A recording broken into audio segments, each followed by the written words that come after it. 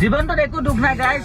আজি আছো কালি নাই, আজি আছো কালি মৰিও যাব পাৰো, হয়নে নহয়? কিন্তু 10,000 চাকৰিত 1 লাখ ল'ৰা ছোৱালীয়ে যদি চাকৰি এপ্লাই কৰে তো কেনেকুৱা টান হয় সেইটো আপোনালোকে জানে, বুজিছে? সেইকাৰণে নিজৰ কাম নিজে কৰক, সদায় ভাবি থাকক। আৰু কথাটো আপোনালোকে বুজি নাপাব পাৰে, কিন্তু যিবিলাক ল'ৰা ছোৱালীয়ে মানে ল'ৰাবিলাকে আজিকালি বিয়া কৰাব যায়, এতিয়া মাক বাপেকে কি হৈছে জানে, যে ল'ৰাই ক'ত চাকৰি কৰে, বুজিছে? তো সেইটোৱে কথা।